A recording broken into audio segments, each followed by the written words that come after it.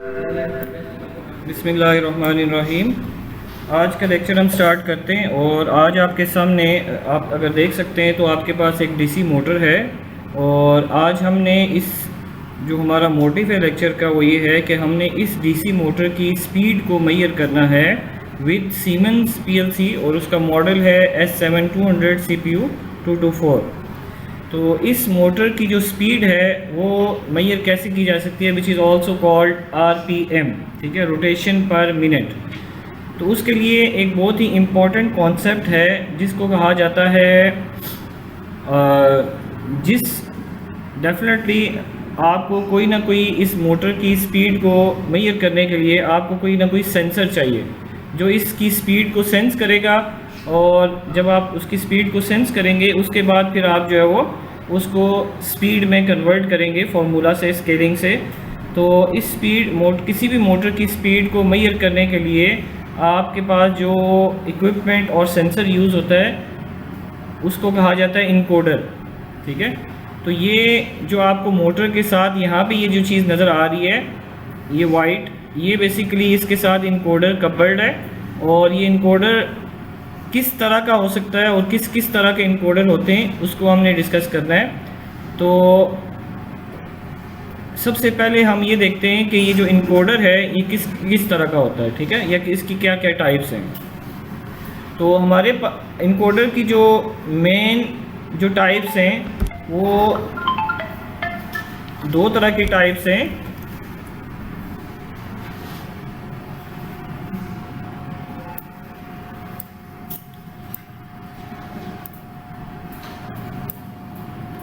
एक को हम कहते हैं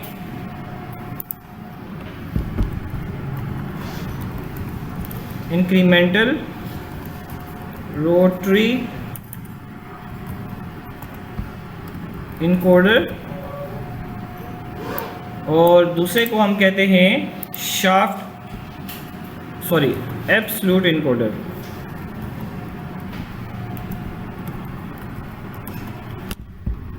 तो इन दोनों की जो एप्लीकेशन है उसको भी हम डिस्कस करेंगे, लेकिन अभी हम जो पढ़ने जा रहे हैं वो है आपका इंक्रीमेंटल रोटरी इनकोडर, ठीक है।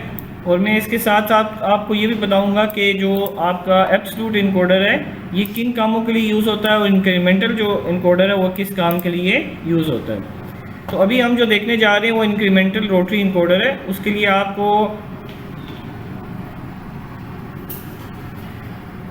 आपको ये देखना पड़ेगा। अभी हमने एक थोड़ी सी छोटी सी एक वीडियो देखते हैं जिसके अंदर आपको इंक्रीमेंटल रोटरी इनकोडर एक्सप्लेन किया हुआ है कि इंक्रीमेंटल रोटरी इनकोडर होता क्या है, ठीक है। इस वीडियो को ज़रा आप देखें।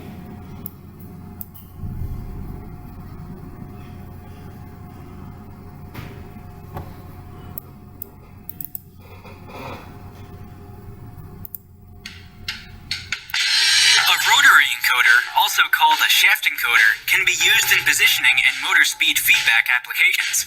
In this video, we explain the function of an incremental rotary encoder. Incremental rotary encoders use discs which contains transparent sections that are equally spaced. A light-emitting diode serves as sender transparent sections that are equally spaced. अच्छा, अगर आप इसको ज़रा गौर से देखें इस rotary encoder को तो आपको यहाँ पे इक्वली स्पेस्ड होल्स नज़र आ रहे हैं, ठीक है, इक्वली स्पेस्ड होल्स हैं, ठीक है। ये इसके अंदर डिस्क है जिसके अंदर इक्वली स्पेस्ड होल्स है। यहाँ पे एक आपका IR ट्रांसमीटर लगा होगा और दूसरे एंड पे आपका रिसीवर लगा होगा। ये देखें IR ट्रांसमीटर है, यहाँ पे रिसीवर है।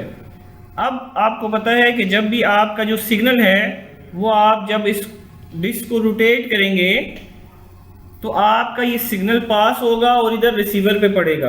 तो आपको ये पता है कि जब आपका सॉलिड पार्ट आएगा जहाँ पे होल नहीं है तो आपका सिग्नल नहीं पहुँचेगा, और जब आपका एम्प्टी पार्ट आएगा तो वहाँ पे सिग्नल आपको मिल जाएगा।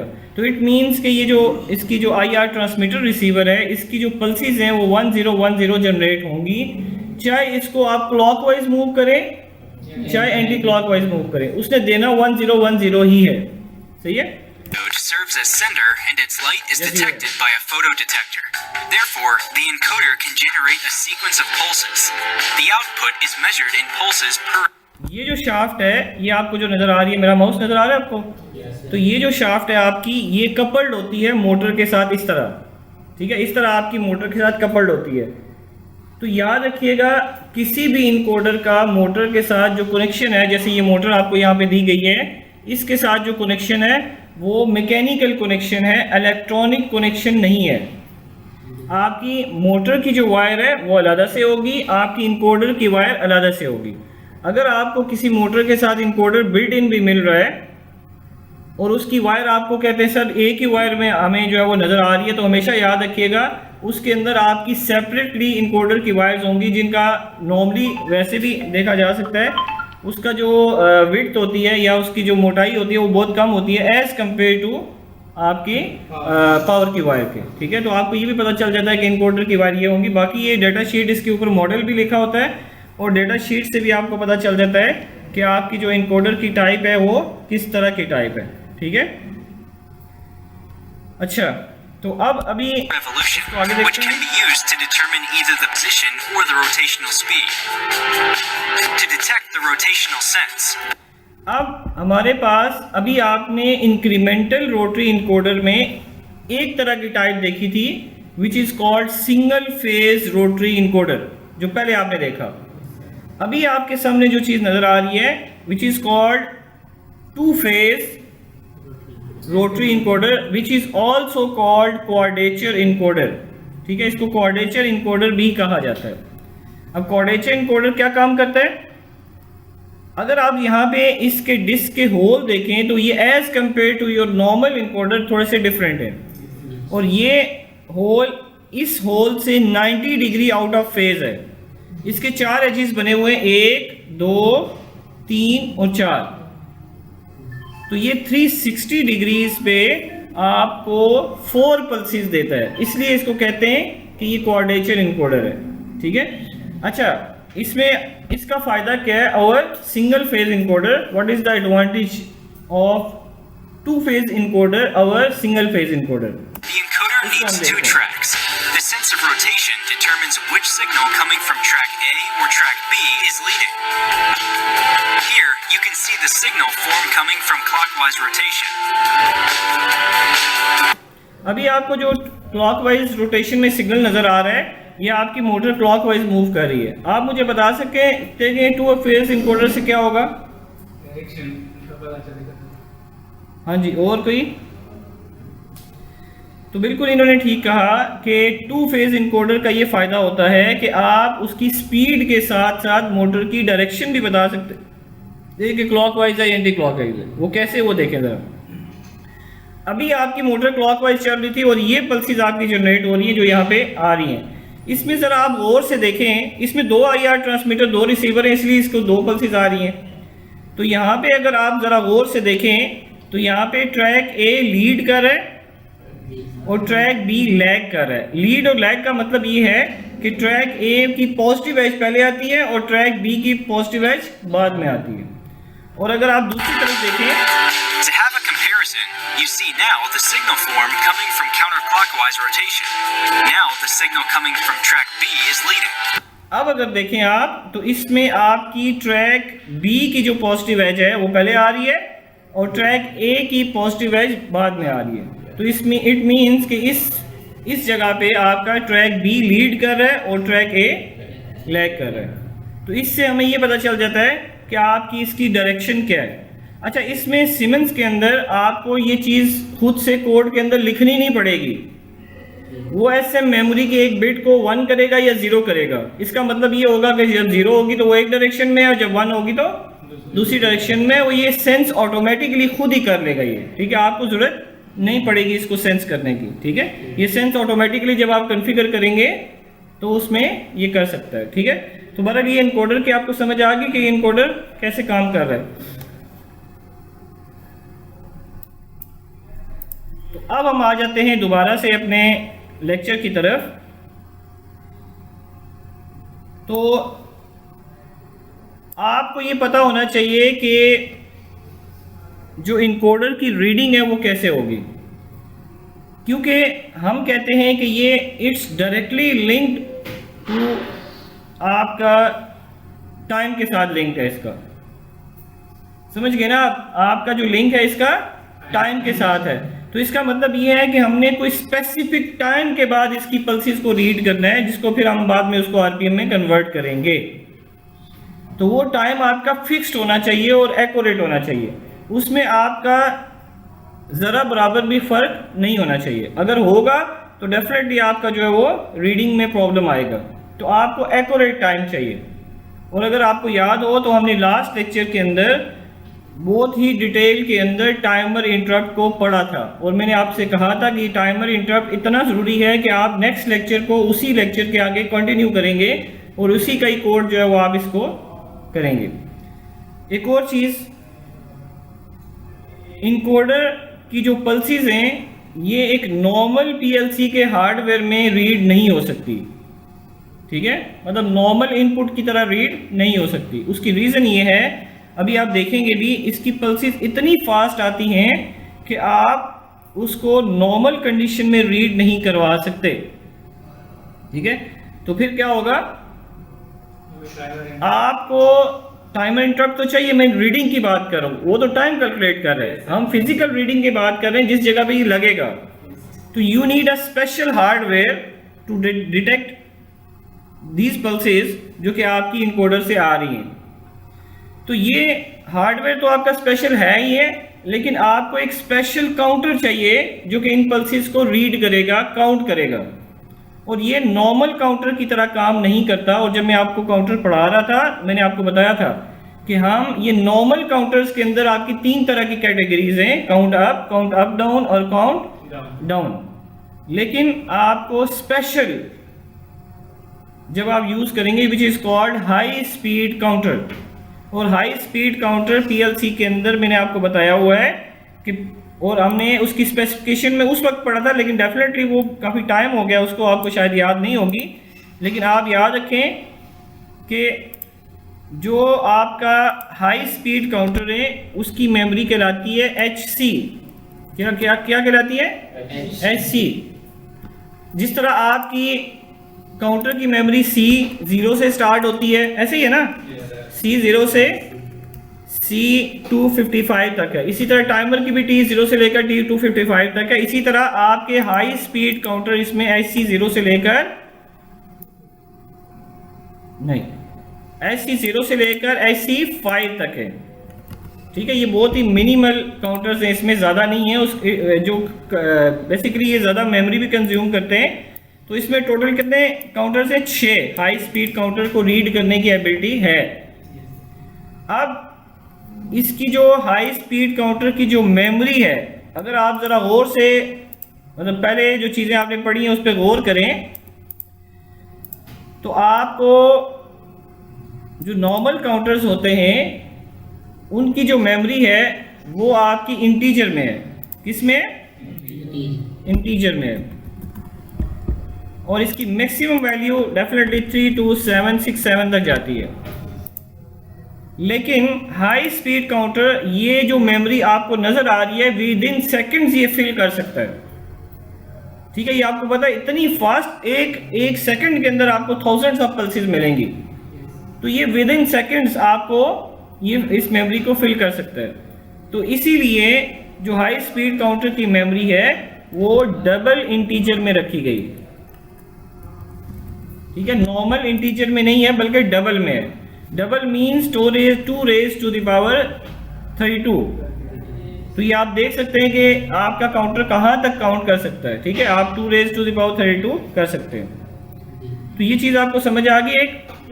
अच्छा, इसी तरह जैसे मैंने आपको बताया कि सॉफ्टवेयर के अंदर इसकी बाकायदा एक इंस्ट्रक्शन रिजर्व है हाई स्पीड काउंटर के लिए, इसी तरह आपकी हार्डवेयर में भी डेडिकेटेड इसकी पिन्स हैं। यानी कि आपकी ये जो आपको ट्रेनर नज़र आ रहा है इसमें आपको पीएलसी के साथ एक हार्डवेयर पे स्पेसिफिक पिन्स हैं जो कि इस हाई स्पीड काउंटर को रीड करने के लिए यूज़ होती हैं। हर पिन पे आप इसको रीड कर भी नहीं सकते, और इसका पूरा टेबल इसके मैनुअल के अंदर, पीएलसी के मैनुअल के अंदर दिया हुआ है कि आप किस पिन पे कौन सा हाई स्पीड काउंटर रीड कर सकते हैं, ठीक है। अभी हमारा जो हार्डवेयर है थोड़ा सा आप इसको देख लें। इसमें हमारे पास एक न, ये कैमरा ज़रा इधर लें, उठा लें, कैमरा को उठा लें, थोड़ा सा स्टेबल आपने रखना है, ठीक है। इसके ऊपर ऐसे लगाएं। तो ये थोड़ा सा पीछे कर लें। तो ये आपको सबसे पहले ये जो आपको डीसी मोटर नज़र आ रही है, ये जो डीसी मोटर नज़र आ रही है ये वाली, ये इसकी ड्राइव है, ठीक है।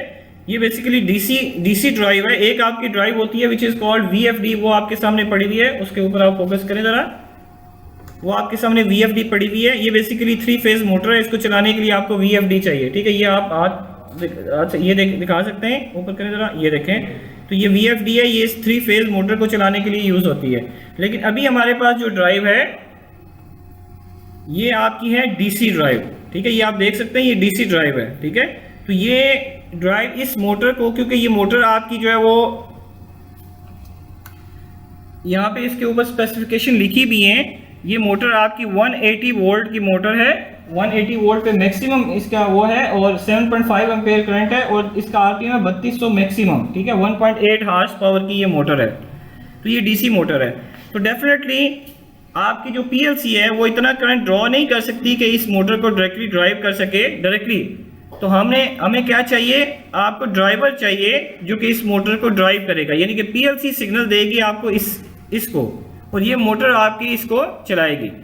लेकिन आपको यहाँ पे आप इसको ऑटो और मैनुअल दोनों मोड पे चला सकते हैं। अगर आप मैनुअली इसको चलाना चाहते हैं तो आप इसको यहाँ से स्टार्ट करेंगे और यहाँ से आप इसको मैनुअली चला सकते हैं, ठीक है।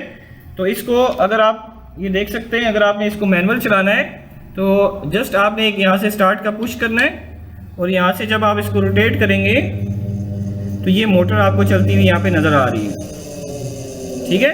अभी हम इसको स्टॉप कर देते हैं। अच्छा, ये जो चीज़ लगी हुई है ये जस्ट वैसे नॉर्मल इंडस्ट्री के अंदर नहीं होती, ये बेसिकली जस्ट इनकोडर हमारा 12 वोल्ट पे था, तो हमने क्योंकि PLC एक्सेप्ट करती है 24 वोल्ट का सिग्नल, तो ये 12 से 24 वोल्ट में कन्वर्ट कर देगा, और ये जो यहाँ से पल्सेस देगा 12 वोल्ट की, ये 24 वोल्ट में कन्वर्ट करके यहाँ पे PLC में आपने यहाँ पे लगाया हुआ है। अच्छा, ये जो वायर यहाँ पे लगी हुई है ये बेसिकली आपने देखा होगा, यहाँ पे I0.0 से ये स्टार्ट होता है, I0.0, I0.1 2 3 4 5 अप टू 1.5।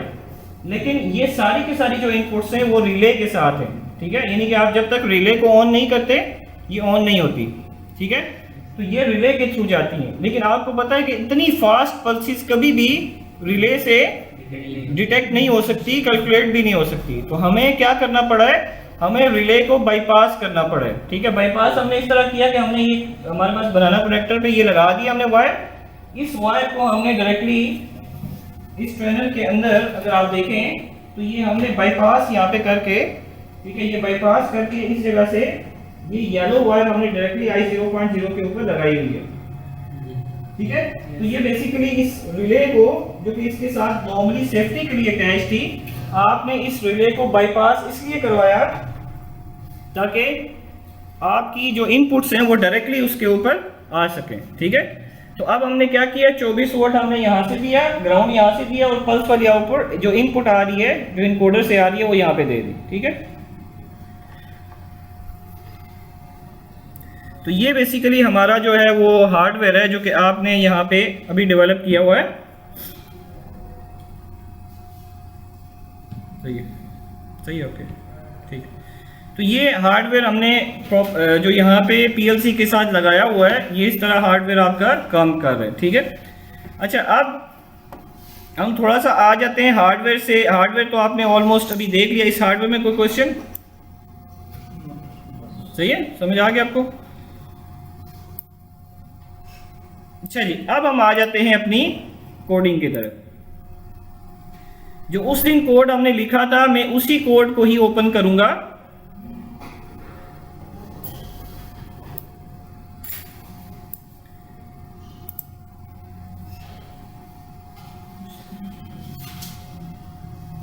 हमने उस दिन आपके फोल्डर में मैंने सेव किया था। अच्छा सॉरी, ये वो तो दूसरे लैपटॉप में था।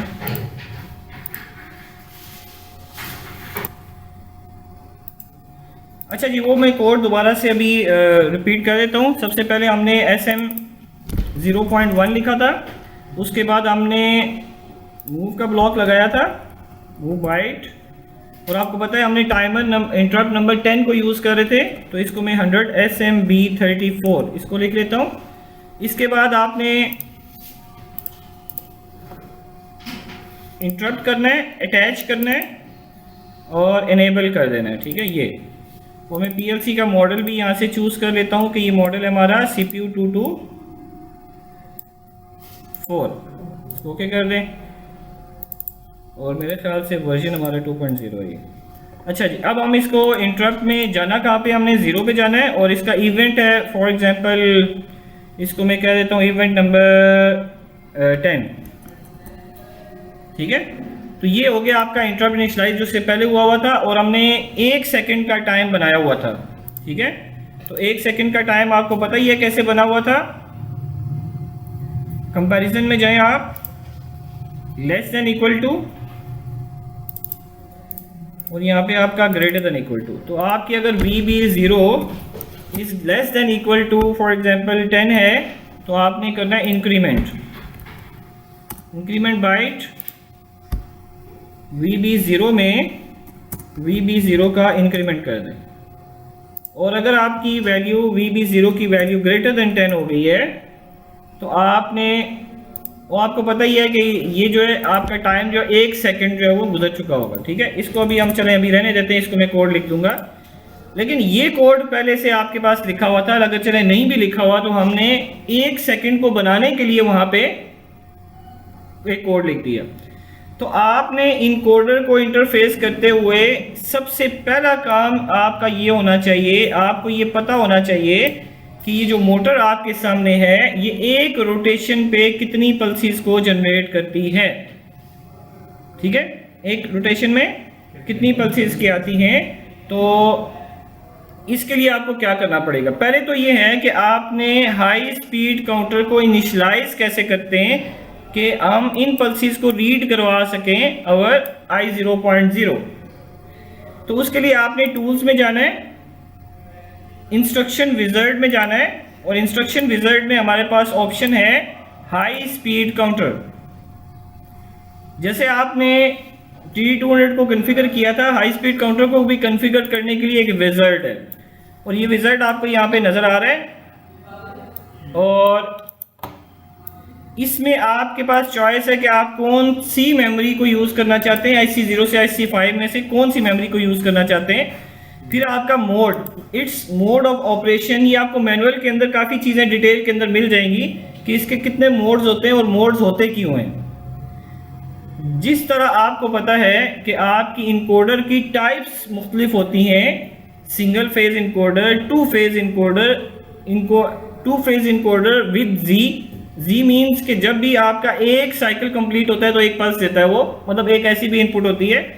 तो इट डिपेंड्स अपॉन कि आपका किस टाइप का इनकोडर है, ठीक है। अभी ये है तो 2 फेज इनकोडर, लेकिन इसका एक फेज क्यों चूंकि डैमेज हो चुका है तो हम इसको मोड 0 पे ही यूज़ करेंगे as a single phase encoder, ठीक है। तो मोड 0 में लिखा हुआ है single phase up down counter, लेकिन अगर आप यहाँ पे मोड्स आगे लेके जाएं तो यहाँ पे लिखा देखें 2 फेज काउंटर, यानी कि जब आपका 2 फेज होगा तो आपने मोड 7 रख सकते हैं आप, ठीक है। तो अभी हमारे पास है single phase up down counter with internal direction control, no start input, no reset input. इसको आप नेक्स्ट कर दें। अच्छा, अब ये आपसे कहता है, ये डोर बंद कर दें। अच्छा जी, तो ये जो ब्लॉक है ये आपसे ये कहता है कि HC इनिशियलाइजेशन ऑप्शन, ठीक है। इनिशियलाइजेशन ऑप्शन का मतलब ये है, देखें ना, आपने नॉर्मल जो काउंटर पढ़ा था उसके अंदर आपने करंट वैल्यू रखते थे, प्रीसेट वैल्यू रखते थे ना आप। करंट वैल्यू जो मूव करवाते थे, प्रीसेट वैल्यू, स्टार्ट में कोई वैल्यू देनी है आपने, ये करते थे। ये कहता है कि मैं एक सब रूटीन बनाने लगा हूँ। सब रूटीन का मतलब होता है फंक्शन बनाने लगा हूँ इसका, ठीक है, कि उस फंक्शन का मैं नाम क्या रखूँ। आपकी अपनी मर्जी है, आप अगर कोई नाम रखना चाहते हैं तो आप रख सकते हैं। अगर मैं फॉर एग्जांपल अगर उसने डिफ़ॉल्ट नाम HSC इनिशियलाइजेशन रखा हुआ है तो मैं सपोज इसको कह देता हूँ ये मोटर स्पीड कह देता हूँ, ठीक है। मैं वैसे ही नाम इसका रख लेता हूँ। अच्छा, ये रूटीन आपको यहाँ पे मिलेगी, इस जगह पे, सही है, एक नई रूटीन मिल जाएगी। इसमें ये कहता है कि अगर आप चाहते हैं कि आप कोई प्रीसेट वैल्यू रखना चाहते हैं, अच्छा क्यों रखते हैं हम प्रीसेट वैल्यू, उसकी वजह ये है कि अगर फॉर एग्जांपल आप चाहते हैं इतने काउंट के बाद ये काम हो जाए तो आप प्रीसेट वैल्यू रख सकते हैं। अगर आप प्रीसेट वैल्यू के बेस पे काम नहीं करना चाहते तो फिर आप बेशक ना रखें। आपको पता है कि आप हाई स्पीड काउंटर को वैसे भी कर सकते हैं यूज, नॉर्मल काउंटर को भी कर सकते हैं कंपैरिजन करके। तो आप यहाँ पे रखना वैल्यू कोई लिख सकते हैं, लेकिन याद रखिएगा आप यहाँ पे कोई वेरिएबल भी लिख सकते हैं। लेकिन अगर कोई आपने वेरिएबल रखा तो वो किस टाइप का होगा, सबसे पहले तो वो कौन सी मेमोरी से होगा। यानी कि आप चाहते हैं मैं प्रीसेट वैल्यू सपोज अपनी मर्जी से चेंज कर सकूं, यानी कि रन टाइम में बगैर लैपटॉप लगाए हुए आप चाहते हैं कि मैं उसकी वैल्यू को स्क्रीन से HMI से मैं चेंज कर दूं, तो डेफिनेटली आपको कोई ऐसा वेरिएबल रखना पड़ेगा ना। कांस्टेंट रखा तो उसको चेंज नहीं कर सकते आप, तो आपको क्या रखना पड़ेगा, वेरिएबल वैल्यू रखनी पड़ेगी। लेकिन वो वेरिएबल होगा किस मेमोरी से ये बताएं। और वेरिएबल जब भी मैं ये आपसे क्वेश्चन करूंगा तो आपने दो चीजें याद रखनी है। वेरिएबल का जब भी हम क्वेश्चन करें तो दो चीजें याद रखनी है आपने, एक तो ये या तो होगी M मेमोरी या V मेमोरी, ठीक है, ये मैंने पहले भी बार बार आपको बताया हुआ है। और दूसरी चीज क्या होगी, दूसरी चीज ये होगी कि M मेमोरी कब होगी और V मेमोरी कब होगी, और ये भी मैंने आपको चीज बार बार बताई हुई है। M मेमोरी उस वक्त होती है जब आपकी नंबर ऑफ बिट्स 1 होती है, किसी 1 को स्टोर करवाना है, 1 या 0 को, ठीक है। और V मेमोरी कब होती है, जब आपका नंबर 0 और 1 से बड़ा हो जाए, ठीक है। तो अगर आपने कोई वेरिएबल इसके अंदर रखना है तो आपने वो V मेमोरी रखनी है। और लेकिन V मेमोरी में भी आपने VB 0 रखना है, VW 0 रखना है, VD 0 रखना है, ये भी तो आपको पता होना चाहिए। तो ये कौन सा रखना है, सॉरी VW नहीं रख सकते। उसकी वजह यह है कि अभी मैंने आपको बताया, यहाँ पे लिखा भी है, देखें अगर पीछे तो इंटर डबल वर्ड एड्रेस। तो इसका मतलब ये हुआ कि अगर हाई स्पीड काउंटर की मेमोरी डबल टाइप की है तो आपको प्रीसेट वैल्यू भी डबल टाइप की ही लिखनी है। तो आप इसमें VD कुछ वैल्यू लिख सकते हैं। इसी तरह आपकी करंट वैल्यू है उसमें भी आप VD कर सकते हैं, ठीक है। तो यानी कि आप चाहते हैं कि आपका काउंटर स्टार्ट ही 200 से हो तो आप इसमें 200 भी रख सकते हैं, ठीक है। और अगर आप चाहते हैं अपनी मर्जी आप इसको चेंज करना चाहते हैं रन टाइम में तो आप इसका वेरिएबल रख सकते हैं, ठीक है। तो इट डिपेंड्स अपॉन कि आप चेंज करना चाहते हैं या नहीं करना चाहते, ठीक है, और रखना चाहते हैं या नहीं रखना चाहते, और क्या आप करंट वैल्यू प्रीसेट वैल्यू को मैच करे तो कोई इंटरप्ट आ जाए, ये भी आप कर सकते हैं, ऐसा भी इंटरप्ट होता है, ठीक है। तो अभी हमारे पास enter the initial counting direction. Initial counting direction का मतलब होता है काउंटर अप करे या डाउन करे। तो आपकी अपनी मर्जी, आप इसको डाउन करवाना चाहते हैं डाउन करवा सकते हैं, आप करवाना है तो आप करवा सकते हैं, यहाँ से आप सिलेक्ट कर सकते हैं, लेकिन अभी हमने आप ही सिलेक्ट किया हुआ है। इसको नेक्स्ट करें। जैसे मैंने अभी आपको बताया था, आपने कोई करंट वैल्यू या प्रीसेट वैल्यू की बेस पे इंटरप्ट लाना हो तो आप यहाँ पे ला सकते हैं, ठीक है। आपकी अपनी मर्जी है, आप इसको ला सकते हैं, ठीक है, लेकिन अभी हमने इसको नहीं लाना। तो ये यहाँ से ये देखिए सब रूटीन क्रिएट हुई है, यहाँ पे कुछ भी नहीं लिखा हुआ अभी। जब मैं इसको फिनिश करूँगा तो यहाँ पे आपको एक मोटर स्पीड के नाम से ब्लॉक मिल जाएगा। अब basically it's high speed counter initialisation block, ठीक है। ये हाई स्पीड काउंटर को इनिशियलाइज करने के लिए एक ब्लॉक बना हुआ है, सही है। तो ये कहते हैं टू एनेबल दिस। अच्छा ये है क्या, लिखा हुआ क्या है, ये आपको आप थोड़ा सा अगर गौर करें तो आपको कुछ चीज़ें इसमें से समझ आ जाएंगी। जैसे मिसाल के तौर पर ये चीज़ देखें, आपने हाई स्पीड काउंटर की कौन सी मेमोरी रखी और इसका मोड कौन सा रखा, 0, और इसने इनिशियलाइजेशन के अंदर ही हाई स्पीड काउंटर में 0 डाल दी है। यानी कि जब भी ये रूटीन कॉल होगी तो आपको हाई स्पीड काउंटर क्या मिलेगा, 0 मिलेगा जब भी ये कॉल होगी, ठीक है। अगर आपने, मैं हिंट भी है, मैं थोड़ी देर के बाद आपसे एक क्वेश्चन पूछूंगा, ये इसका हिंट भी है। जब भी आपको हाई स्पीड काउंटर को 0 करवाना है तो आप one of the method is कि आप इस रूटीन को कॉल कर लें वंस, क्योंकि आप बार बार 0 करवाते रहेंगे तो फिर 0 ही रहेगा, फिर क्या पल्स उसने रीड करनी है। लेकिन वंस वंस मीन्स जब भी 0 करवाना हो तो आप इसको कॉल कर सकते हैं। इसके साथ ये कहता है कि ये बेसिकली ये रूटीन क्या काम कर रही है, ये किस काम के लिए बनी है। To enable this configuration within the program use SM0.1 or an edge triggered instruction to call this subroutine once from the main program। ये कहता है कि अगर आप चाहते हैं कि हाई स्पीड काउंटर को इनिशियलाइज करवाना, रीड करवाना पीएलसी से, तो आप इस रूटीन को, ये जो मैंने अभी रूटीन लिखी है मोटर स्पीड की, मेन प्रोग्राम से कॉल करवाएं। कॉल का मतलब होता है इसको प्रोग्राम का हिस्सा बनाएं वंस और एन एज ट्रिगर्ड इंस्ट्रक्शन, यानी कि आपने इसको बार बार कॉल नहीं करना, आप कोई पॉज एज टाइप इंस्ट्रक्शन लगाएं या इनिशियलाइजेशन में इसको एक दफ़ा कॉल कर लें तो कम से कम ये होगा, ये कन्फिगर हो जाएगा। अब जब आई 0.0 पे कोई पल्स आएगी तो वो मेमोरी में सेव होना स्टार्ट हो जाएगी। ठीक है, तो हम इसकी बात मानते हैं, तो हम ये करते हैं, ये लिखा भी है कि ये मॉड्यूल क्या करता है, mode 0 CV current value 0 preset value 0 है, काउंट आपको हो जाएगा। अच्छा, जब भी आप फिर मेन ब्लॉक में आ जाए, मेन ब्लॉक में हमने SM0.1 लिखा हुआ है ना ऑलरेडी, तो आपने क्या करना था, SM0.1 एक और दफ़ा लिखें, डेफिनेटली आप मल्टीपल टाइम्स लिख सकते हैं, और यहाँ से कॉल सब रूटीन में जाके मोटर स्पीड को कॉल कर लें। ये कॉल कर लिया मैंने, ठीक है। तो ये कॉल जब मैंने कर लिया तो अब हमने क्या करना है, अब हमें पता है कि हाई स्पीड काउंटर में वैल्यू आना स्टार्ट हो जाएगी। तो हम क्या करते हैं,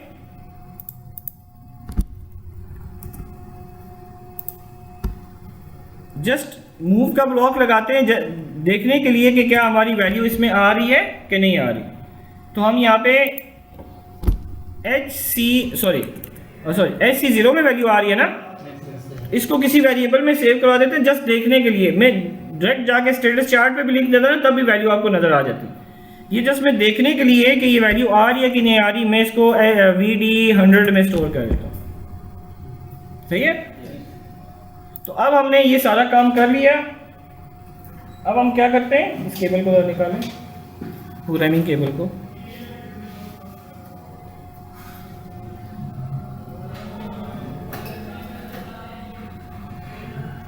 जैसे ये फ्री करवाएं, जैसे तो अब हम पीएलसी की जो केबल है वो कंप्यूटर के साथ अटैच करते हैं और इस प्रोग्राम को हम डाउनलोड करते हैं पीएलसी के अंदर। तो मैं कम्युनिकेशन पे जाता हूँ, COM4 को मैं देखता हूँ कि क्या ये डिटेक्ट हो रही है। हम सेट पीजी और पीसी इंटरफेस पे चले जाते हैं।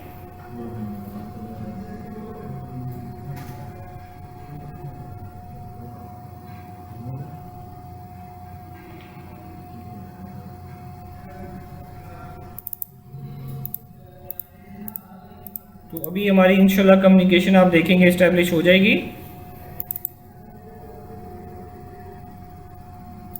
ये हमारी कम्युनिकेशन इस्टेब्लिश हो चुकी है। अब हम इस प्रोग्राम को डाउनलोड करने लगे हैं पीएलसी के अंदर।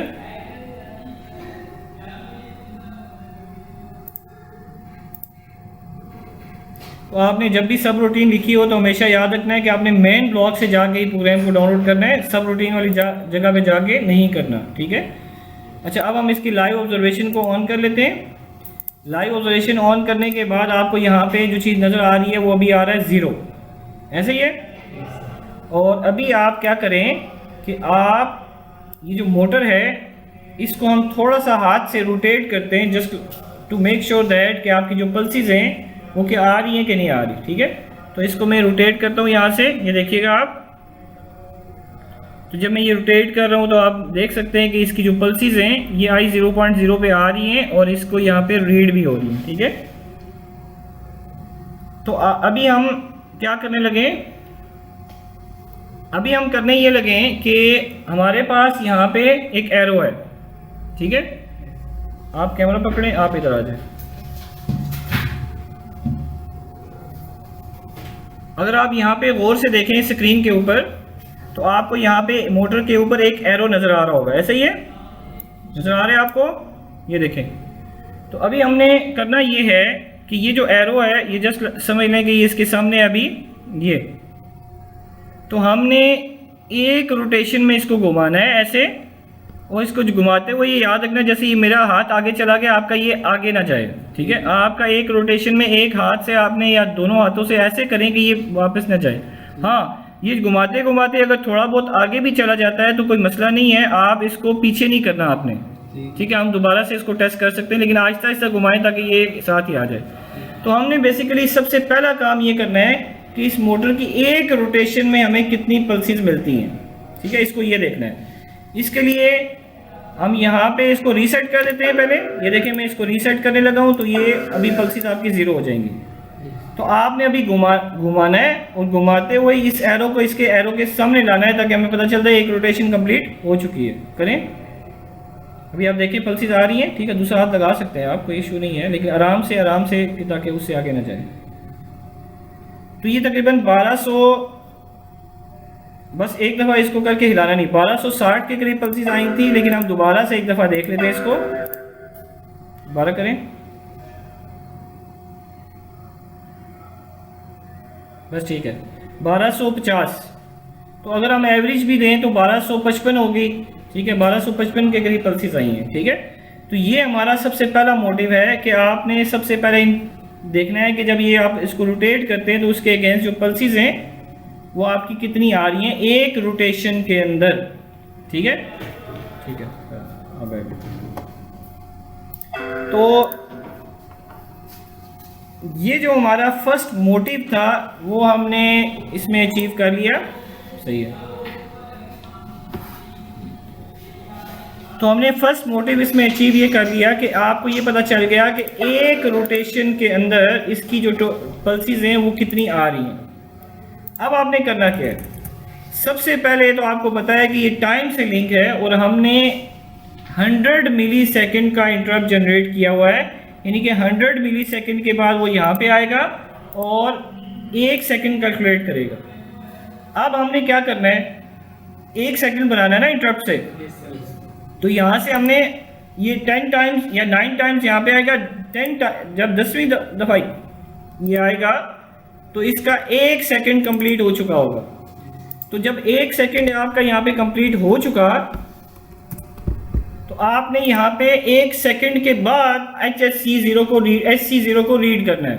1 सेकेंड के बाद क्यों कर रहा हूँ कि मुझे 1 सेकेंड के बाद आने वाली पल्सेस की तादाद का पता चल जाए। अब देखें, अगर मैं मेन ब्लॉक में इसको रीड करता तो मुझे पल्सेस जो मिलती वो मिलती आफ्टर एवरी टाइम नेटवर्क 3 जब एग्जीक्यूट होता। अब आपको पता है कि ये जो ब्लॉक है ये 1 सेकेंड के बाद ही एग्जीक्यूट होगा, और अगर आपने 1 सेकेंड के बाद एग्जीक्यूट किया और इसके अंदर जो पल्सेस आएंगी वो 1 सेकेंड के बाद ही पल्सेस आएंगी।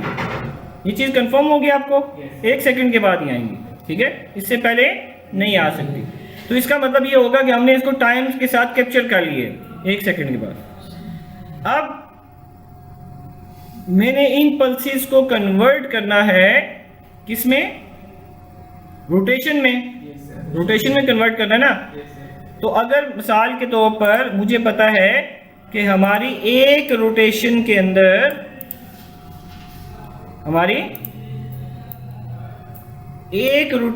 अंदर जो पल्सेस की तादाद है वो कितनी है, आप 55 कर लें, ठीक है। इसको हम एवरेजिंग कर लेते हैं तो ये समझ लें एक रोटेशन के अंदर हमारी जो पल्सेस हैं वो हमारी हैं 1255। तो आपने अगर फॉर एग्जांपल 1 सेकेंड के बाद जितनी भी पल्सेस आएंगी उसको किससे डिवाइड करना है तो रोटेशन आ जाएगी। देखें, ये आपको बात समझ आई है कि नहीं आई। मैं कहता हूं, सपोज मैं कहता हूं 1 सेकेंड के बाद 1365 लिखा हुआ था, 3765। मैं कहता हूं 1 सेकेंड के बाद मैंने पल्सेस को रीड किया तो इतनी पल्सेस आई हैं।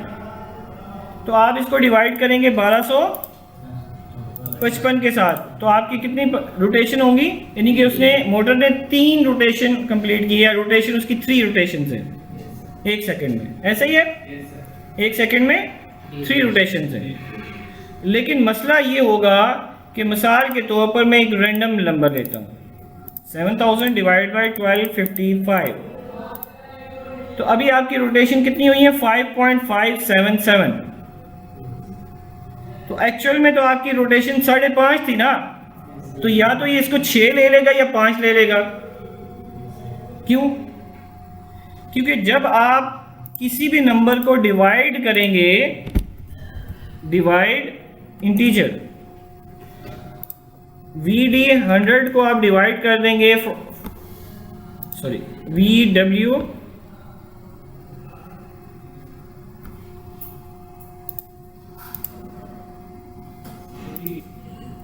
तो अभी आपके सामने यहाँ पे डेफिनेटली आप थोड़ा सा डिवाइड मैंने गलत लगा दिया, ये डिवाइड होना चाहिए था divide integer, sorry double integer. तो आपको यहाँ पे VD 100 इसको आपने 1255 से डिवाइड करते, तो जो रिजल्ट आता वो इसमें सेव हो जाता, लेकिन जो रिजल्ट आता वो भी तो इंटीजर में सेव हो रहा है, तो वो पॉइंट्स के नंबर को तो इग्नोर कर देगा। तो आपकी जो एक्चुअल रोटेशन है पूरी हाफ रोटेशन उसने ओमिट कर ली, ठीक है, और आपका जो RPM है वो एक्यूरेट नहीं आएगा। तो इसका मतलब ये हुआ कि सबसे पहले आपने ये करना है कि आपने अपने नंबर को जो आप रीड कर रहे हैं उसको कन्वर्ट कर लें रियल में, यानी कि फ्लोटिंग पॉइंट में ही कन्वर्ट कर लें, ताकि वो जब डिवाइड हो तो आपको पॉइंट्स के अंदर भी वैल्यू मिल जाए, बाद में उसको दोबारा से आप कन्वर्ट कर लें। तो इस तरह हमने ये करना है कि आप, जैसे कि हम पहले भी काउंटर के अंदर ये कन्वर्जन ऑपरेटर लगा चुके हैं, तो हमने यहाँ पे कन्वर्ट लॉजिकल ऑपरेशंस में नहीं होगा, ये हमारे पास है कन्वर्ट्स, तो ये आपका डबल इंटीजर टू रियल। तो आपने जो भी SC0 की वैल्यू ली उसको आपने VD 100 में स्टोर कर दिया। अच्छा याद रखिएगा D आपका डबल के लिए भी यूज होता है और रियल के लिए भी यूज होता है। अब ये वो टाइम आ गया जब मैं आपको बताऊं कि PLC को ये कैसे पता चलता है कि ये नंबर रियल है या डबल है। तो अगर आपने ब्लॉक लगाया हुआ है डबल इंटीजर टू रियल का, या आपने मूव रियल लगाया हुआ है, तो जब आप उसके ऊपर VD लिखेंगे तो वो अंडरस्टूड कर लेगा कि ये जो वैल्यू आपने लिखी है रियल टाइप की लिखी है। अगर आप डबल वर्ड का ब्लॉक लगाएंगे और उसके अंदर आप VD लिख लेंगे तो ये समझ लेगा कि ये वैल्यू डबल टाइप की है, रियल नहीं है, ठीक है। तो अभी आपका जो काउंट्स थे वो पहले से मैंने शुरू से ही उसको कन्वर्ट कर दिया रियल में, ठीक है ना। आएंगे ऐसे 1.0, 2.0, 3.0, 100.0, ऐसे ही होगा और तो कुछ नहीं होगा। अब आप डिवाइड भी जो चूज करेंगे वो भी रियल वाला चूज करेंगे। आपने यहां पे लिखना है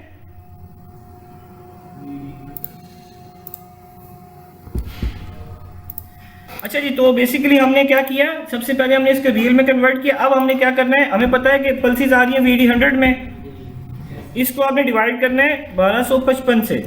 लेकिन देखें ये एरर दे रहा है। क्यों एरर दे रहा है कि ये आप ये कह रहे हैं कांस्टेंट भी आपने रियल टाइप का नहीं लिखा। मैं .0 लिख देता हूँ, समझ के बाद आप। तो 1255 यानी कि 1255.0। अब इसको आपने सेव करना है VD 120 में, हम कर देते हैं, किसी भी वैल्यू में कर सकते हैं। तो ये हमारे पास क्या चीज़ आ गया है, इसको हम डिफाइन करते हैं RPS, रोटेशन पर सेकंड। और अब बड़ा सिंपल काम है RPM निकालना। कैसे? 60 से मल्टीप्लाई करना। RPS है रोटेशन पर सेकंड। 1 सेकंड में कितनी रोटेशन हुई है, 1 मिनट में निकालने के लिए क्या करेंगे, और डिवाइड कैसे हो गया, मल्टीप्लाई बाय 60, ठीक है, मल्टीप्लाई बाय 60।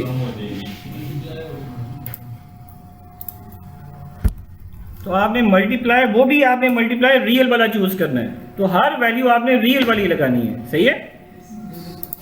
VD 120 को आप मल्टीप्लाई कर दें 60.0 से, तो ये आ जाएगा VD 130, और ये आपका आ गया RPM।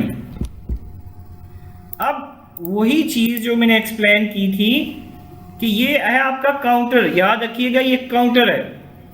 काउंटर ने हमेशा इंक्रीमेंट होना होता है। मैं आपको एग्जांपल देता हूँ। इसका RPM अगर आ गया 1 सेकंड में 60, इसकी रोटेशन 60 पल्सेस आई, ठीक है, या 1255 पल्सेस आई, 1255, तो उसको आपने 1255 से डिवाइड किया, क्या आ जाएगा? 1 रोटेशन आ गई ना। तो RPM आपका क्या आ गया? 60 आ गया ना। मल्टीप्लाई बाय 1 को मल्टीप्लाई बाय 60 करें तो 60 RPM आ गया। अब नेक्स्ट टाइम उतना ही अगर RPM हुआ, 60 हुआ, मोटर का स्पीड ज़्यादा नहीं हुई, तो इसका RPM क्या शो होगा? अभी यही चीज़ हम चला देंगे तो डबल हो जाएगा। क्यों डबल होगा? होना तो 60 चाहिए था ना। अगली दफ़ा आए अगर उतनी मोटर की स्पीड है तो 60 होना चाहिए था। डबल कैसे हो गया? क्योंकि आपका काउंटर तो हमेशा इंक्रीमेंट कर रहे हैं, आपने तो काउंटर को जीरो किया ही नहीं है। तो आपने हर कैलकुलेशन के बाद, हर 1 सेकंड के बाद आपने काउंटर को रीसेट कर देना है। हर 1 सेकंड के बाद काउंटर को रीसेट कर देना है, ताकि वैल्यू तो आपकी VD 130 में स्टोर होगी ना। आपने काउंटर को रीसेट कराया ना, VD 130 को थोड़ा ही कराया है। तो आपका हर 1 सेकंड के बाद काउंटर रीसेट हो जाएगा। तो आप काउंटर को रीसेट कैसे करेंगे? हाई स्पीड काउंटर की हम बात कर रहे हैं। एक और काउंटर में भी रीसेट होना है, लेकिन हम हाई स्पीड काउंटर की बात कर रहे हैं। कैसे होगा? और ये वही चीज़ है, मैंने थोड़ी देर पहले जब मैंने हाई स्पीड काउंटर को पढ़ाना शुरू किया सॉफ्टवेयर में, मैंने आपको बताया था कि हाई स्पीड काउंटर कैसे रीसेट होता है। बिल्कुल, मैंने आपको बताया भी था कि जब भी आपको काउंटर को रीसेट करना होगा तो आपने उसको कॉल करना है। तो आप क्या करें, यहाँ पे इसको कॉल कर लें, ये रीसेट हो गया। अब मसला ये है कि आपका जो ऊपर जो काउंटर चल रहा है, जो 1 सेकंड बना रहा है, जो आपके प्रोग्राम में पहले से लिखा हुआ था, अभी तो मैंने काट दिया था ना, वो भी तो लिखा हुआ था ना, इसको भी तो आपने रीसेट करना है ताकि 1 सेकंड के बाद ही इधर आए। ये ना हो गई 100 मिली सेकंड के बाद आना शुरू कर दे। तो आप यहाँ पे इसको भी रीसेट कर दें।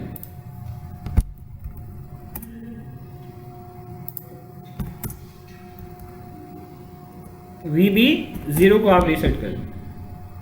सही है? अब मैं इसको कंपाइल करता हूँ, ये देखें ये हो गया। तो ये बेसिकली सारा का सारा जो ब्लॉक है, ये आपके हाई स्पीड काउंटर को रीड करने के लिए है और RPM ये निकाल रहा है। क्योंकि आपका ये ब्लॉक इंटरप्ट के अंदर है, ये तो बार बार एग्जीक्यूट हो रहा होगा, तो आपको शायद नज़र ना आए, तो इसलिए हम इस वैल्यू को, जो RPM की वैल्यू है, वो उसको मेन ब्लॉक में भी एक वैल्यू में सेव करवा देते ताकि हमें नज़र भी आए। अच्छा, आपकी जो हाई स्पीड काउंटर की वैल्यू है वो आ रही है रियल में। तो रियल के आपके काफ़ी ज़्यादा डेसिमल नंबर्स होंगे, बहुत ज़्यादा आपका कॉम्प्लेक्स नंबर नज़र आ रहा होगा, तो अजीब सा लगेगा। तो हम एक और काम करते हैं, इसको दोबारा से होल नंबर में शिफ्ट कर देते हैं। ठीक है, होल नंबर मतलब 1.2 है तो 1 होगा, 1.5 है तो 2 शो करेगा। इस तरह हम दोबारा से उसको कन्वर्ट कर देते हैं होल नंबर में। तो हमारे पास यहाँ पे कोई ऐसा ब्लॉक नहीं है जो आपको नजर आए रियल से डबल इंटीजर में, उल्टा। ठीक है, लिखा नजर नहीं आएगा, ब्लॉक है कन्वर्ट करने के लिए, लेकिन आपको यहाँ पे कन्वर्ट ऑपरेशन में किसी जगह पे रियल टू डबल नजर नहीं आएगा। तो आप यहाँ पे एक ऑप्शन है जिसको कहते हैं राउंड। तो राउंड का मतलब यही है, real to double. Round off नहीं होता, हम वैल्यू को कहते हैं राउंड ऑफ करते हैं। तो बेसिकली ये वैल्यू राउंड ऑफ हो रही है। ठीक है, ये वैल्यू राउंड ऑफ हो रही है। तो अभी हम यहाँ पे इसको करते हैं, लेफ्ट साइड पे आपका RPM आएगा और राइट साइड पे आप VD 150 से रखें। और इसको मैं डिफाइन कर देता हूँ RPM स्केल्ड। स्केल्ड मतलब आपने इसको स्केल किया हुआ है, जस्ट लाइक होल नंबर में कन्वर्ट किया हुआ है। तो अभी आपके सामने यहाँ पे मोटर नज़र आ रही है। अच्छा, अब हम इस कोड को कंपाइल करते हैं। कंपाइल करने के बाद यहाँ से दोबारा से डाउनलोड कर देते हैं। सही है, तो ये हम PLC के अंदर इस कोड को डाउनलोड कर रहे हैं। अच्छा, अब हम इसको यहाँ से रन टाइम को लॉन्च करेंगे ताकि हमें लाइव ऑब्जर्वेशन नज़र आए RPM की। तो अभी आप यहाँ पे देख सकते हैं आपका आरपीएम 0 है। अब मैं यहाँ से मोटर को चलाने लगा हूँ, ठीक है, मैनुअली चलाने लगा हूँ।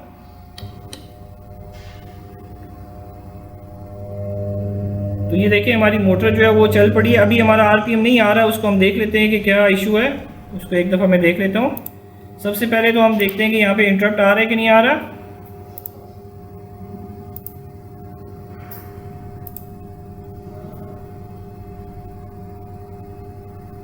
तो अगर आप यहाँ पे देखें तो ये इंटरप्ट नहीं आ रहा। यहाँ पे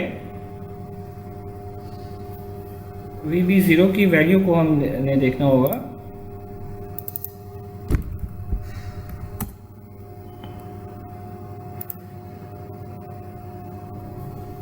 तो VB की वैल्यू 0 पड़ी हुई है, तो ये इंटरप्ट नहीं आ रहा। तो इस इंटरप्ट को एक दफ़ा हम देख लेते हैं कि इंटरप्ट में कोई इशू तो नहीं है, उसके बाद हम इसको देखते हैं। तो हमारे पास यहाँ पे मेन ब्लॉक के अंदर SM 0.1 था, 100 आपने SMB34 पे दिया हुआ था। इवेंट इसका आपने 10 रखा हुआ है, इनेबल इंटरप्ट भी किया हुआ है। चलिए एक मिनट। अच्छा, ये थोड़ी सी मिस्टेक हुई है, इसी के अंदर हम इसको एक्यूरेट कर लेते हैं। हमारे जो रूटीन थी वो सब रूटीन के अंदर हमने लिखा हुआ था। बेसिकली तो आपकी रूटीन इंटरप्ट के अंदर होनी चाहिए, तो ये थोड़ा सा एक मिस्टेक थी इसके अंदर, उसको हमने ठीक कर दिया है। हमने सब रूटीन के अंदर जो ब्लॉक्स लिखे हुए थे वो उठा के हमने इंटरप्ट के अंदर लिख लिए, और अभी हमारे पास इंशाल्लाह आप देखेंगे कि वैल्यू भी आना स्टार्ट हो जाएगी। तो अभी हम इसको दोबारा से स्टार्ट करते हैं मोटर को, और आपने you have to make sure that कि आपकी जो नॉब है वो 0 पे होनी चाहिए, 0 से आगे नहीं होनी चाहिए, पहले से हाई पे नहीं होनी चाहिए, कि मोटर फ़ौरन करंट ज़्यादा ले सकती है और इस ड्राइव को डैमेज कर सकती है। ठीक है, तो इसके अंदर कोई सॉफ्ट स्टार्ट नहीं दिया हुआ, तो आपने मेक श्योर करना है कि आपकी नॉब पहले 0 पे है, फिर आपने इसको ऑन करना है। ठीक है, तो अब हम इसको एक दफ़ा प्रेस करके ऑन कर लेते हैं। अब आप देखें आपके पास यहाँ पे मोटर जो है वो रोटेट हो रही है।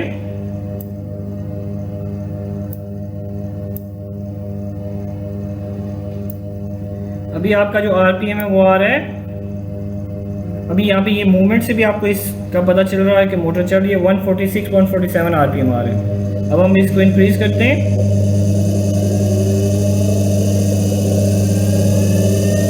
तो अब आप इमेजिन करें कि आपकी जो पल्सेस जो मैं हाथ से घुमा रहा था वो इतनी फास्ट पल्सेस आ रही थी, ये कितनी फास्ट पल्सेस आ रही होंगी, और इसने हर एक पल्स को रीड करना है और मिस नहीं करना। ठीक है, अभी हम थोड़ा सा इसको मैं स्टेबल रखता हूँ।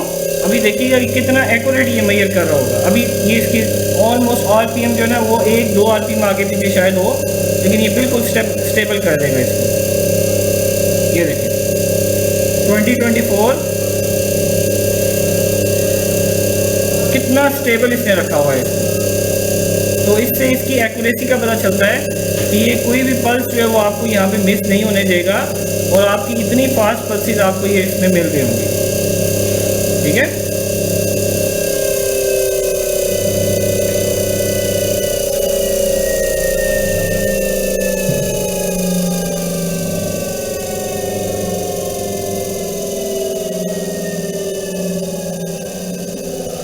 तो अब हम आपने इस लेक्चर के अंदर ये देखा कि आप कैसे जो है वो आरपीएम को मेजर कर सकते हैं। लेकिन इनकोडर का सिर्फ यही काम नहीं है आरपीएम को मेजर करना। मैंने आपको बताया मोटर की डायरेक्शन भी बताता है, चलिए वो भी काम हो गया। और क्या काम है इनकोडर का, बता सकते हैं आप? सॉरी, काउंट करेगा तो फायदा, किस चीज़ को काउंट करेगा? देखिए काउंट कराना तो मकसद नहीं है इनकोडर का। ठीक है, वो तो काउंटर करवाते हैं, आपका कोई चीज़ लगी हुई आगे काउंट करवाएगा। इसका एक बहुत ही स्पेशल पर्पस है जो कि इंडस्ट्री के अंदर बहुत कॉमनली यूज़ होता है, और इस तरह का वो यूज़ है आपका पोजीशन भी है। बिल्कुल एक यूज़ पोजीशन है, लेकिन वो पोजीशन के लिए ये वाला इनकोडर यूज़ नहीं होता, वो यूज़ होता है एब्सोल्यूट इनकोडर। मैं आपको अभी वो भी बताऊंगा, लेकिन इसका एक और यूज़ भी है। वो क्या है? बिल्कुल, ये थोड़ा सा आपने ठीक कहा, मेरे ख्याल से आपका कहने का मकसद यही होगा अगर आप इनकोडर को देखें तो इनकोडर एक और पर्पस के लिए भी यूज़ होता है, which is called distance measuring. ठीक है, अब डिस्टेंस मेजरिंग का क्या मतलब हुआ?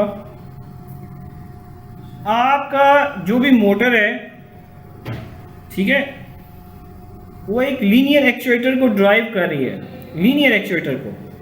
ठीक है, वो लीनियर एक्चुएटर क्या होता है? इसको थोड़ा सा इधर करें, कैमरे मेरी तरफ करें, बस सही है, सही है। कैमरा थोड़ा सा उल्टा हुआ है, सीधा करें, ऐसे ऐसे, बस सही है, ओके। वापस करें उसको, नीचे से वापस करें, नीचे से। आपका जो राइट हैंड किधर रखा हुआ है आपने? ये वाला, इसको छोड़ दे, ऊपर वाले को छोड़ दे, बस सही है। अच्छा जी, तो मैं ये बता रहा था आपका कि आपका फॉर एग्जांपल एक लीनियर एक्चुएटर है, मोटर नीचे से घूम रही है और लीनियर एक्चुएटर ऐसे चल रहा है। ठीक है, तो जब आपका लीनियर एक्चुएटर, मोटर नीचे से घूम रही होगी, लीनियर एक्चुएटर चल रहा होगा, और लीनियर एक्चुएटर के ऊपर कुछ भी हो सकता है ना, कोई भी प्रोडक्ट आपकी उसके ऊपर मूव कर सकती है, ऐसे ही है। उस प्रोडक्ट ने कितना डिस्टेंस कवर किया, कितना मूव आगे किया, या कन्वेयर के ऊपर कोई चीज़ पड़ी हुई है वो कितनी आगे मूव हुई, ये आप इससे बता सकते हैं। कैसे बता सकते हैं? आपको मैं एक छोटी सी एग्जांपल बताता हूं।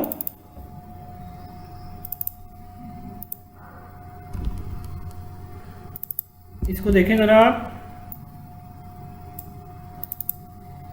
ये आपको एक इनकोडर नज़र आ रहा होगा, आई होप कि ये अभी नज़र आ रहा होगा इस पिक्चर के अंदर, ये नज़र आ रहा है। ये पीवीसी पाइप की फैक्ट्री है, ठीक है। इसके अंदर यहाँ पे एक पुली सी लगी हुई है, इसके साथ ये इनकोडर लगा हुआ है, और यहाँ पे इसका ये होल्डर है, रबर टाइप का बना होता है।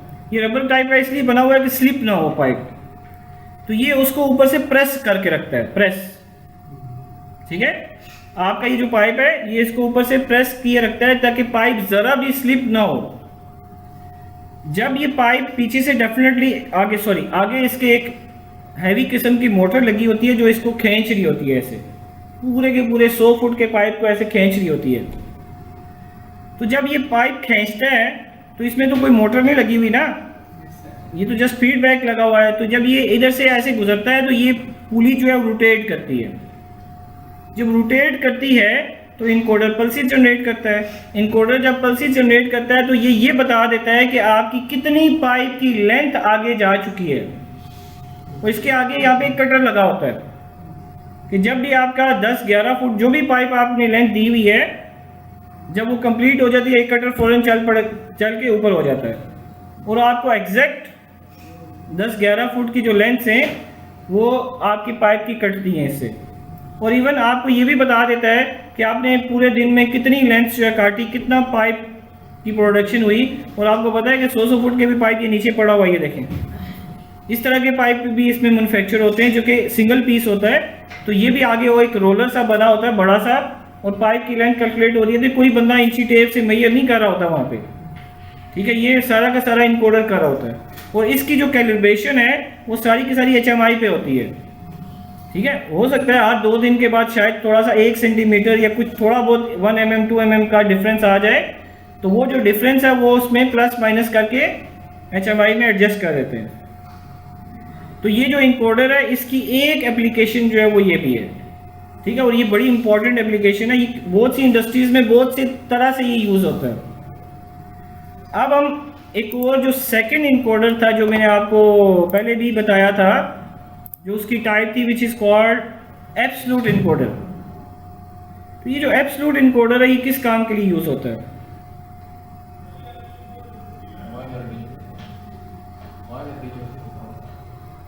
Sorry,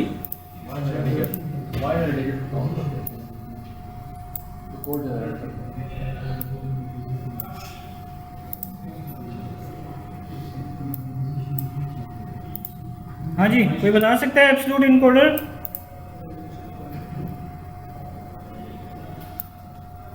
position measuring and linear distance measurement. Linear distance तो ये भी बता रहे हैं। पोजीशन कंट्रोल बिल्कुल। तो नॉर्मली ये पोजीशन के लिए यूज़ होता है। फॉर एग्जांपल ये आपकी मोटर की एक रोटेशन है, समझ गए बात, ये रोटेशन है। तो इस रोटेशन में हमने ये 8 पॉइंट्स ड्रॉ किए हुए हैं, 8 पोजीशंस को ड्रॉ किया हुआ है। पोजीशन नंबर 1 2 3 4 5 6 7 8, या यहाँ से लेंगे तो इस तरह कर लें, यहाँ पे 8 हो जाएगी। अगर आप इंक्रीमेंटल रोटरी इनकोडर को यूज़ करते हैं तो आप मोटर जब खड़ी हो जाए, स्टॉप हो जाए, तो आप ये नहीं बता सकते कि इन सारी पोजीशंस के अंदर मोटर किस जगह पे खड़ी है, इन 8 में से किस जगह पे खड़ी है। समझ गए बात के नहीं? आपके सपोज प्लांट के 8 स्टेप्स हैं, ठीक है, 8 स्टेप्स हैं और 8 स्टेप्स में एक मुख्तलिफ काम होता है, सही है। तो अगर वो 8 स्टेप पे मुख्तलिफ काम होता है, 4 स्टेप के बाद अगर आपकी लाइट चली जाती है, सही है, 4 स्टेप के बाद लाइट आपकी चली जाती है, तो जब दोबारा लाइट आएगी तो आपको ये कैसे पता चलेगा कि आपने स्टेप नंबर किस पे खड़े हुए हैं। तो एब्सोल्यूट इनकोडर आपको ये भी बता देगा कि आप इस वक्त किस पोजीशन पे खड़े हैं। अब क्वेश्चन ये है कि ये बताएगा कैसे। हाँ जी, एब्सोल्यूट इनकोडर के अंदर इस तरह के होल्स नहीं होते जैसे कि आपने अभी देखे, इसके अंदर होते हैं कट, ठीक है, और ये इस तरह से बना होता है तकरीबन। शायद मैं थोड़ा सा ड्रॉ कर सकूं तो मैं आपको बता देता हूं।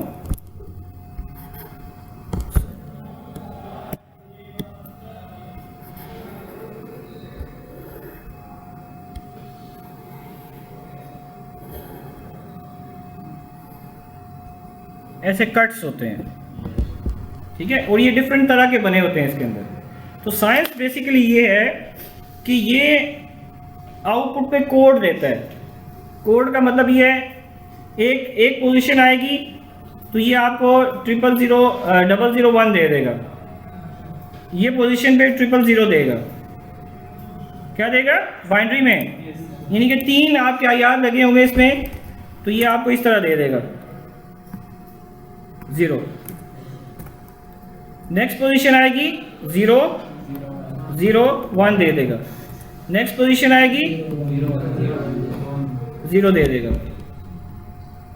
तो जो ये कोड है पीएलसी को रीड करके डेसिमल में कन्वर्ट भी कर सकती है और इससे ये बता भी सकती है कि मोटर किस पोजीशन पे खड़ी है।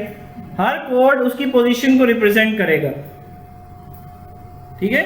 तो इस तरह एब्सोल्यूट इनकोडर से आप किसी भी मशीन की पोजीशन को बता सकते हैं कि वो किस पोजीशन पे है, ठीक है। तो ये डिफरेंस है एब्सोल्यूट इनकोडर का और रोटरी इनकोडर का, ठीक है। ये दोनों यूज होते हैं इंडस्ट्री के अंदर, ये नहीं है कि एक ही यूज होता है, दोनों तरह के यूज होते हैं, सही है।